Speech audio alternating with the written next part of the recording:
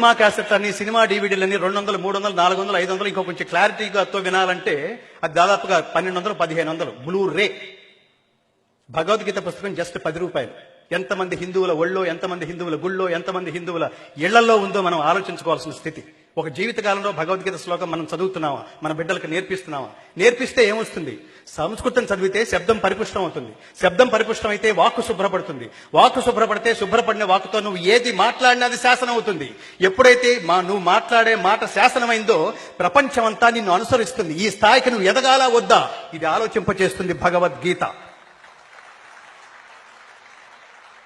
ప్రపంచంలో ప్రతి దేశం మా దేశానికి రమ్మని ఒక్కొక్క మాన్యుమెంట్ చూపిస్తుంటుంది. అమెరికా ఏం చూపిస్తుంది? Statue of Liberty. దుబాయ్ ఏం చూపిస్తుంది? బుర్జ్ దుబాయ్ అని సముద్రంలో కట్టబడిన ఒక కట్టడం చూపిస్తుంది.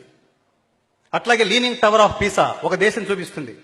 ఈఫిల్ టవర్ ఇంకో దేశం చూపిస్తుంది. భారతదేశం ఏం చూపిస్తోందంటే తాజ్ మహల్ అనే సమాధిని చూపిస్తోంది. అత్యంత దురదృష్టకరమైన విషయం. మాకు ఇది కనిపిస్తోంది, మీకేం కనిపిస్తోందో చెప్పమని నారాయణ రెడ్డి గారిని అడిగారు. భారతదేశం అంటే సమాధా అని అడిగితే ఆయన అదనలేదు. నా దేశం భగవద్గీత, నా దేశం అగ్ని పునీత సీత, నా దేశం కరుణాంతరంగా, నా దేశం సంస్కార గంగా. ఇది భారతదేశం.